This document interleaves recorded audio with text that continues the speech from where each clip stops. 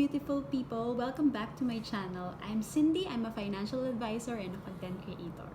So for today, I'm going to show you how to use Infinity Pro by Conair. I actually got this at a discounted price. So watch till the end so that you'll know where to buy discounted curlers like this.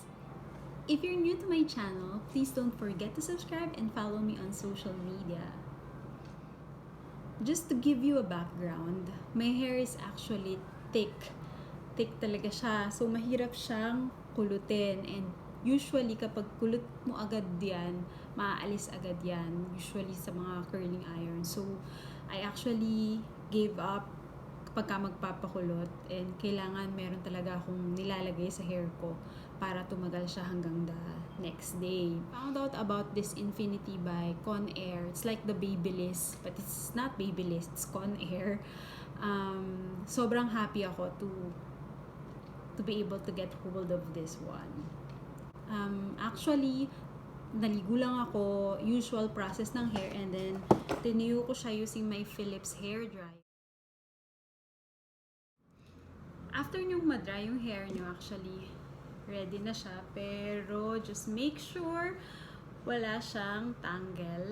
Ito na yung Infinity Pro by Conair. Meron siyang off, low, high, and then yung seconds ng pag-curl, 8, 10, and 12.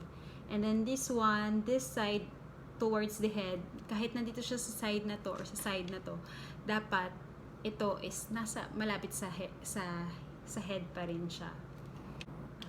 On ko na siya, pero magbiblink siya na ganyan. Hintayin lang natin na mag-steady yung blink niya, and then after, pwede na siyang gamitin. Start natin mamaya, but I want to show you the difference between 8, 10, and 12 na curls. So, once mag-stop na siya mag-blink, it means pwede na siyang gamitin. So, the first one, I'll try the low 8. So, makita lang natin kung ano yung difference. Mga curls niya dito para mas malapit.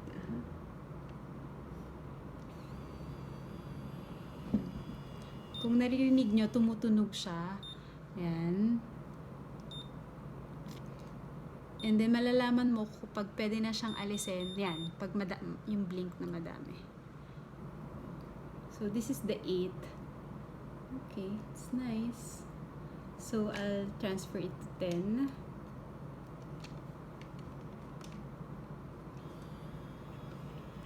Same process.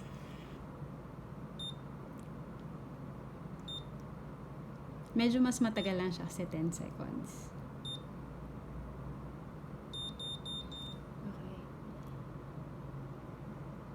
So, mas loose yung curl nitong 8 kesa dito. Ayan na, mas mataas. So, let's try the 12.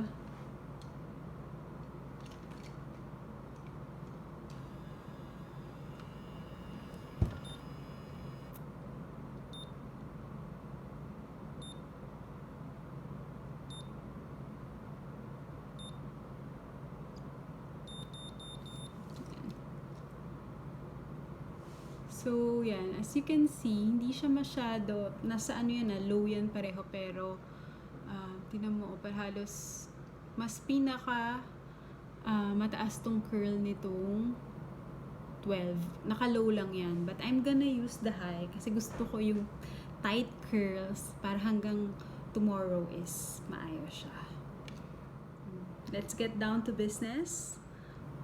Part the hair. Like this. Other people can do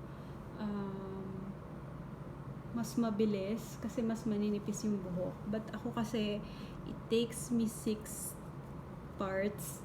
So this is the first one, and then as I have said, dito pa rin yung sa side ng head, so dapat nakaganito tayo. Yan. So, dito pa rin siya sa side ng head.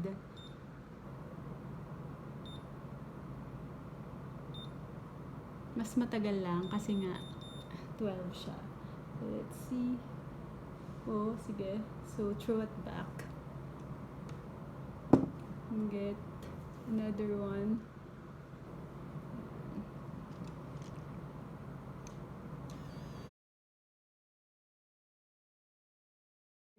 The first side, I'm done with it. It's nice, no?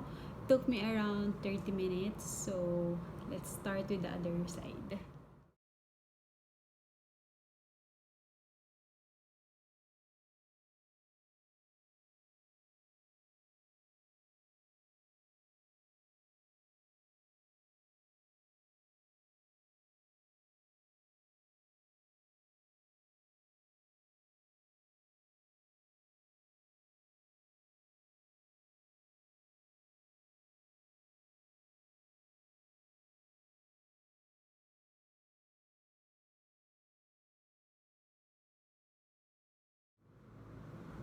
So, this is how it looks like after 1 hour of curling with Infinity Pro by Conair. It's actually nice, no?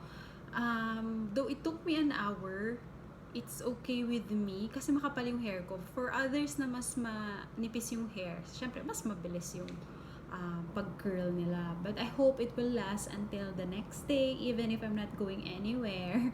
Alam mo, kahit quarantine, maganda yung hair mo. As promised, I'm gonna tell you where I bought this Infinity Pro by Conair. I actually bought it from Carousel. It's a buy and sell app in the Philippines. It's well known for selling and buying secondhand stuff. But I actually prefer buying at Carousel. Why? Simply because there are people there selling just because they want to dispose the item. They're not selling for profit. So just like this one, I bought this for around half the price. Maybe because it was given to her or she bought it in the US but doesn't impulsive buying lang pala. So, ngayon, binibenta niya at a lower price. So, actually, madami doon. You just have to be cautious about sa mga fake. You have to scrutinize talaga. But you can actually see and buy a lot of good stuff there. So, that's it for now. Don't forget to comment down below and let me know if you want more videos like this or if hindi, please suggest kung anong mas gusto nyo. Thank you, beautiful people. Bye! Have a great day!